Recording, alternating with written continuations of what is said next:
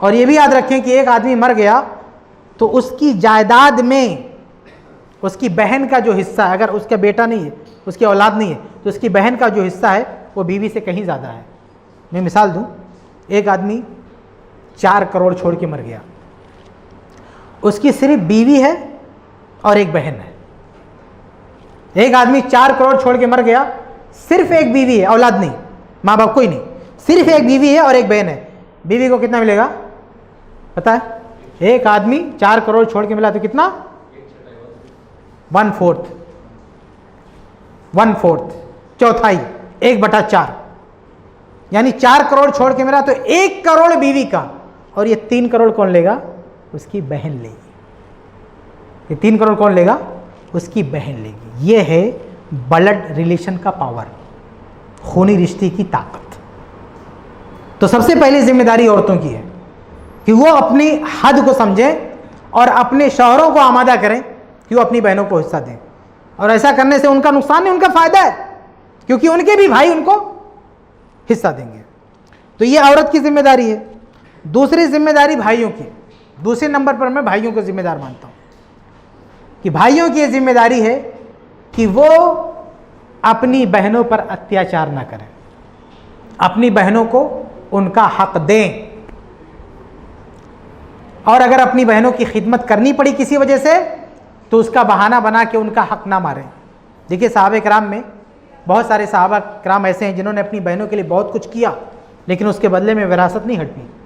معقل بن یسار رضی اللہ عنہ، صحیح بخاری کی روایت ہے، انہوں نے اپنی بہن کی شادی کی، بندے نے طلاق دے دیا، بہن آ کے گھر پہ بیٹھ گئی، بھائی کے گھر پہ۔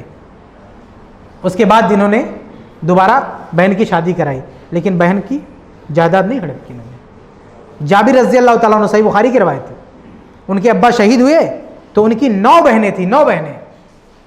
تو جابر رضی اللہ تعالیٰ عنہ نے اپنی 9 بہنوں کی خاطر ایک بوڑھی عورت سے شادی کر لیا، اور اس لیے شادی کیا تاکہ یہ میری بہن کو پال پوس کے بڑا کریں۔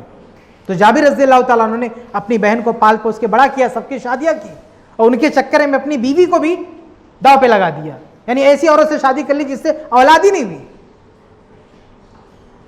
اور بعد میں صحیح بخاری کی روایت ہے کہ وہ بہت زیادہ بیمار ہو گئے، یعنی 9 بہنوں کو پال پوس کے بڑا کیا، سب کی شادی کی، 9 بہن، ایک نہیں 9 بہن، اور بوڑھی عورت سے شادی کی۔ اللہ کے نبی صلی اللہ علیہ وسلم نے پوچھا کہ تم جوان ہو، ارے جوان عورت سے شادی کرنا چاہیے تھا، بوڑھی سے کیوں کر لیا؟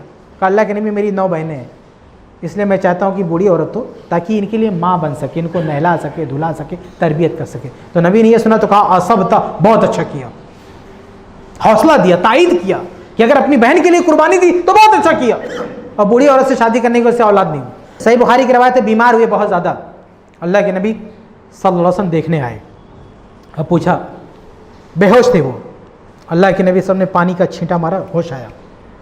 ہوش آیا تو نبی سے پوچھتے ہیں کہ اللہ کے نبی میری تو کوئی اولاد ہی نہیں ہے، میرے تو آگے پیچھے کوئی نہیں ہے، صرف میری بہنیں ہیں، تو میں نے زندگی میں جو کچھ ابھی بچایا ہے، کمایا ہے، یہ لے گا کون؟ تو قرآن کی آیت نازل ہوئی، سورہ نساء کی آخری آیت۔ وراثت کی آیتیں سورہ نساء میں 2 جگہ ہیں، ایک آیت نمبر 11-12، اور وہ کب نازل ہوئی تھی آپ کو بتا چکا ہوں، اور ایک لاسٹ کی آیت ہے، یہ کب نازل ہوئی یہ اب بتا رہا ہوں آپ کو۔ انہوں نے کہا میری جائیداد کون لے گا؟ قرآن کی آیت نازل ہوئی، ابن ماجہ کی روایت ہے، بخاری میں بھی ہے کہ تمہاری بہنیں لیں گی۔ تمہاری جائیداد کون لے گا؟ جب تمہارے آگے پیچھے کوئی نہیں ہے تو تمہاری بہنیں۔ لیکن اس بیماری میں ان کی وفات نہیں ہوئی، بچ گئے، اور اس طرح بچے کی مدینہ میں سب سے آخر میں انہیں کی وفات ہوئی، بعد میں ان کی دوسری شادی ہوئی، اس سے بچے بھی ہوئے، یعنی بہت ایک جو ہے اچھی لائف انہوں نے گزاری۔ بلکہ ایک موقع پہ اللہ کے نبی صلی اللہ علیہ وسلم نے ان کو ایک گٹھر دیا تھا دینار کا، لمبی روایت ہے، وہ ہمیشہ ان کے پاس تھا، وہ ختم ہی نہیں ہو رہا تھا۔ تو اپنی بہنوں کی جو سیوا کیا، اپنی بہنوں کی جو خدمت کی، تو اللہ نے آزمائش میں ڈالا، لیکن بعد میں جب اللہ تعالیٰ نے اپنی رحمتیں نازل کرنا شروع کیا تو بہت فراوان نے دیا، ایک لمبی عمر اور اچھا خاصی دولت اور بچے بیوی سب ملا، اسی دنیا میں اللہ تعالیٰ نے دیا ان کو۔ تو یہ نہ سوچے کہ بہنوں 1-2 بہن کا بوجھ اگر ہم نے اٹھا لیا تو ہم جو ہے روڈ پہ آ جائیں گے۔ جابر رضی اللہ تعالیٰ عنہ نے ان کی وراثت نہیں ہڑپ کی، اتنا سب کچھ کیا بہنوں کے لیے، ہم اور آپ کیا 1-2 بہن کے لیے کچھ کر دیا، اتنی وراثت ہم کو چاہیے بہنوں کی۔ تو یہ بھائیوں کی ذمہ داری ہے، اور مستند احمد کی حدیث ہے، اللہ نے فرماتے ہیں کہ اگر کسی کی 3 بہنیں ہوں یا 2 ہی بہن ہو، فیتق اللہ فیہن، اپنی بہنوں کے بارے میں اللہ سے ڈرے، ویحسن الیہن، اور اپنی بہنوں کے ساتھ احسان کرے، الا دخل الجنہ، وہ جنت میں داخل ہوگا۔ اب میں بات ختم کروں گا اور آخر میں آپ کے سامنے یہ ذکر کروں گا کہ اگر ہم ان آیات پہ، اس نظام پہ عمل نہیں کریں گے تو ہمارا انجام کیا ہوگا۔ تو اس کا انجام اللہ تعالیٰ نے بیان کیا قرآن میں، جہاں سورہ نساء میں میراث کی باتیں نقل کی ہیں تو اللہ نے ذکر کیا، کہا تلک حدود اللہ، یہ اللہ کی حدیں ہیں، اللہ کے قوانین ہیں، اور کہا جو اس پہ عمل کرے گا اس کے لیے جنت ہے، اور آگے کہا وَمَن يَعْصِ اللَّهَ، جو شخص نافرمانی کرے گا، مَن يَعْصِ اللَّهَ وَرَسُولَهُ وَيَتَعَدَّ حُدُودَهُ، ان قوانین کو توڑے گا، يُدْخِلْهُ نَارًا، اللہ تعالیٰ اسے جہنم میں ڈال دے گا، خالداً فِيهَا، جہاں وہ ہمیشہ رہے گا۔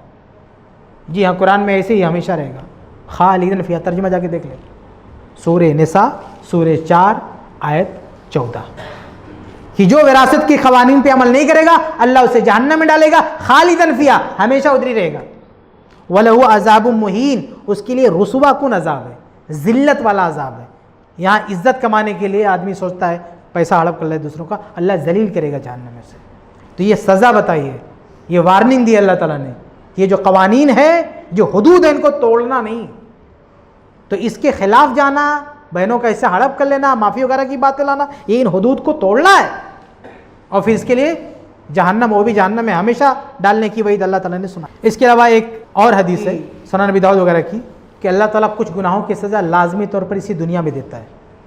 اس میں البغی ظلم ہے، اور قطیعۃ الرحم خونی رشتے کو کاٹنا ہے۔ تو جو آدمی اپنی بہنوں کو حصہ نہیں دیتا ہے وہ بہنوں پہ ظلم بھی کر رہا ہوتا ہے اور رشتے کو بھی پامال کر رہا ہوتا ہے، اس لیے اسی دنیا میں اس کو عذاب مل سکتا ہے۔ آخری حدیث سنا کے آپ سے رخصت ہوتا ہوں۔ صحیح مسلم کی روایت ہے، اللہ کے نبی صلی اللہ علیہ وسلم نے پوچھا کہ اے صحابہ اتدرون ما المفلس، تمہیں پتہ ہے کہ مفلس کون ہے، کنگال کون ہے؟ تو صحابہ نے کہا کہ جس کے پاس دینار نہیں، درہم نہیں، روپیہ پیسہ نہیں، وہ کنگال ہے۔ تو نبی صلی اللہ علیہ وسلم نے کہا کہ المفلس من امتی، میری امت کا مفلس، میری امت کا کنگال تو وہ ہے یاتی یوم القیامہ، جو قیامت کے دن آئے گا، بصلاۃ و صیام و زکوٰۃ، قیامت کے دن نماز، روزہ، حج، زکوٰۃ سب لے کر آئے گا، یعنی بہت زیادہ نماز پڑھا ہوگا، تہجد پڑھا ہوگا، حج کیا ہوگا، عمرہ کیا ہوگا، زکوٰۃ، رمضان میں خوب زکوٰۃ دیا ہوگا لوگوں کو۔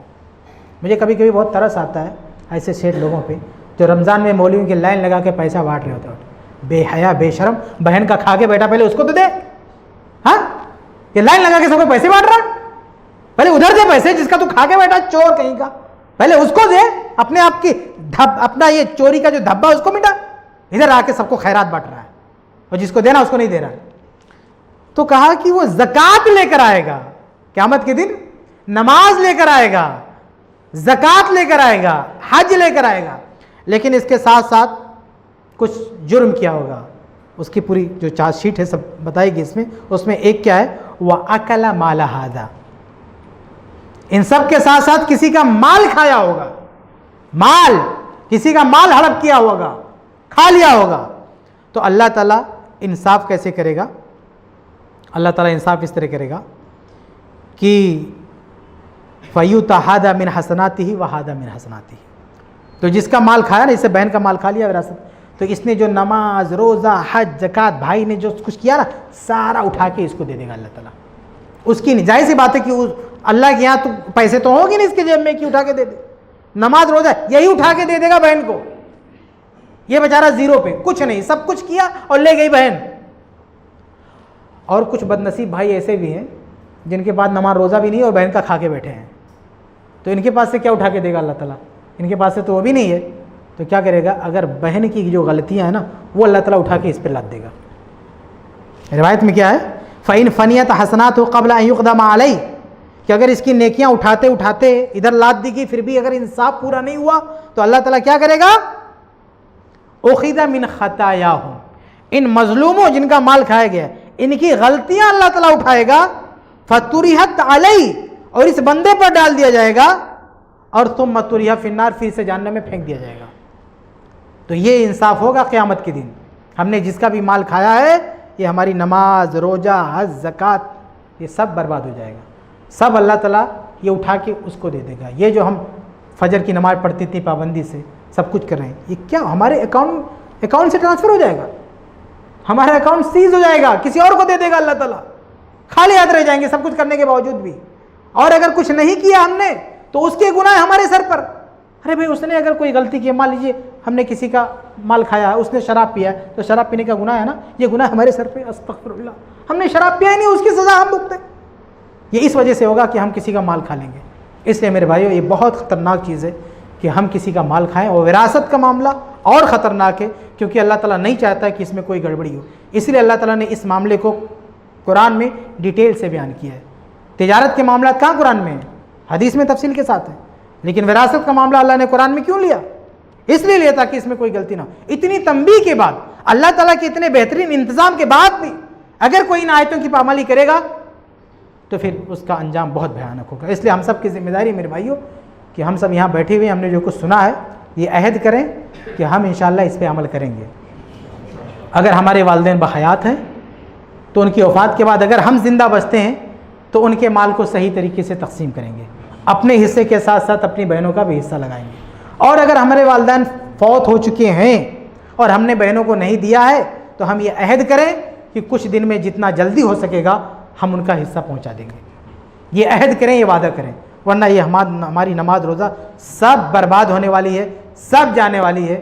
صرف ان کے کہہ دینے سے کہ ہم نے معاف کیا, یہ معاف ہونے والا معاملہ نہیں ہے. آپ یہ نہ سمجھیں ہر چیز سب کے ہاتھ میں نہیں ہوتی ہے.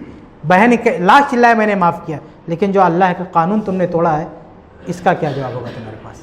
بہن کو یہ اتھارٹی نہیں ہے کہ اللہ کے قانون کو کینسل کر دے, کہ اللہ کا قانون اپلائی نہیں ہوگا. اس لیے میرے بھائیوں اللہ تعالیٰ نے جو یہ وعید سنائی ہے کہ ان قوانین کے خلاف گئے تو ہمیشہ کے لیے جہنم میں پھینک دے گا, اس وعید سے ہم ڈریں اور اپنے آپ کو بچانے کی کوشش کریں. اللہ تعالیٰ ہم سب کو ہر طرح کی برائیوں سے محفوظ رکھے اور کتاب و سنت کے ہر حکم پر عمل کرنے کی توفیق عطا فرمائے. آمین یا رب العالمین. السلام علیکم ورحمۃ اللہ وبرکاتہ.